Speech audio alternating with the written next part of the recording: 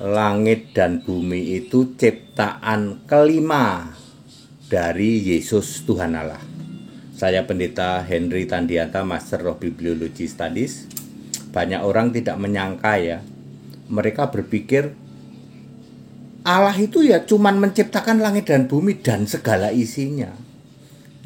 Itu kan klaim dari Allahmu ya. Ya, ada 4.300 keyakinan di jagat raya. Mereka mengklaim Allah kami menciptakan langit dan bumi.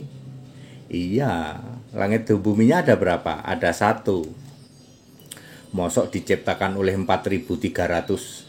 Ya, Allah yang kalian klaim ya. Yesus Kristus ya, sebagai Allah dari segala Allah, Tuhan dari segala Tuhan. Langit dan bumi itu ciptaan kelima. Mari kita ikutin ya. Ciptaan pertama apa? Ciptaan pertama itu hikmat. Ya, Amsal 8 ayat 22. Jadi ciptaan pertama dari Yesus Tuhan Allah adalah hikmat.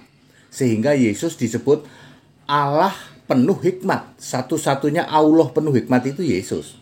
Roma 16 ayat 27. Yesus pertama kali menciptakan hikmat. Lalu yang kedua adalah menciptakan yang tidak kelihatan yaitu surga. Ya, surga dan segala isinya.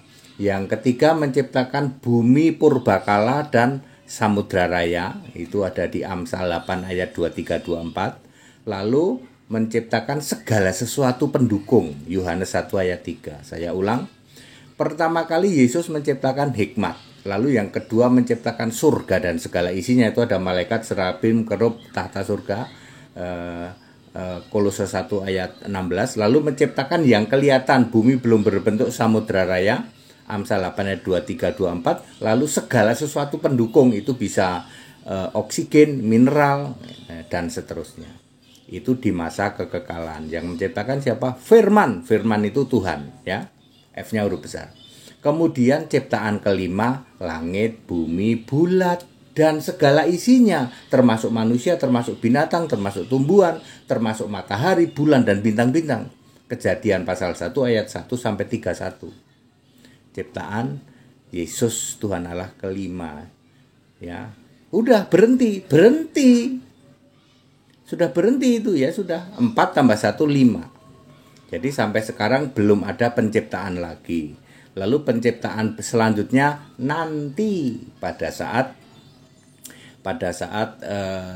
bumi baru. Jadi penciptaan ke-6 bumi baru ya.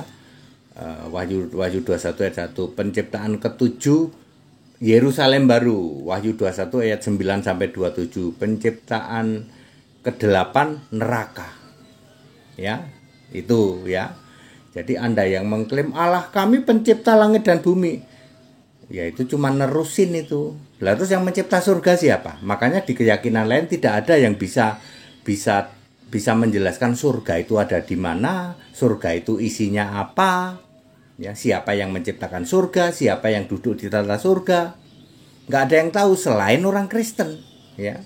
Karena mereka tidak ngerti bahwa bumi itu ciptaan kelima.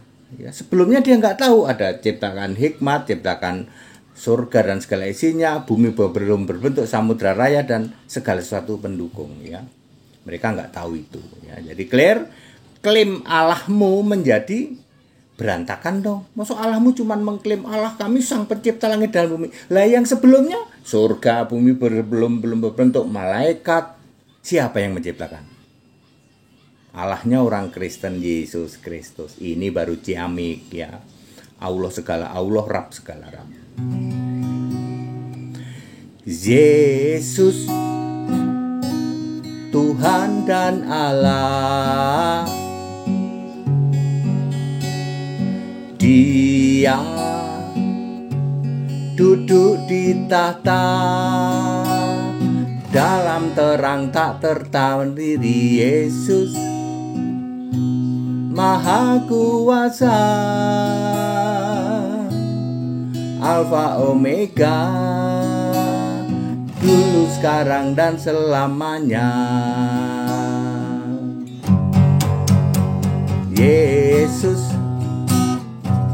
Tuhan dan Allah, Dia duduk di tahta, dalam terang tak terhampiri. Yesus Maha Kuasa,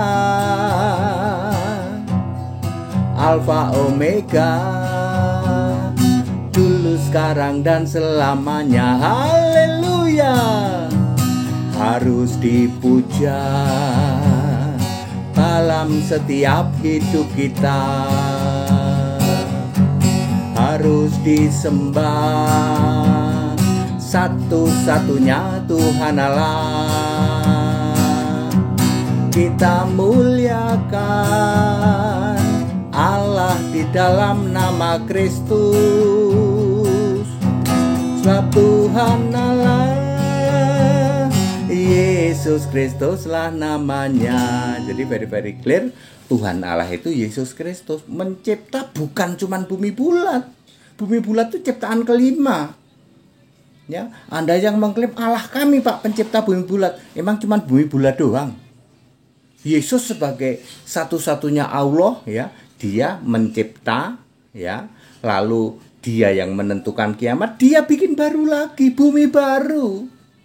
Itu baru benar-benar Tuhan dan Allah, nggak cuman main klaim. Ingat Bapak Ibu Saudara, langit dan bumi cuman ada satu. Tidak mungkin langit dan bumi satu ini diklaim oleh banyak Allah. Ya, Anda bisa punya bukti nggak bahwa Allahmu pencipta? Ya, pencipta segalanya, ya. That it, ya. Yesus Kristus adalah Allah segala Allah, Rab segala Rab itu. Haleluya. Amin.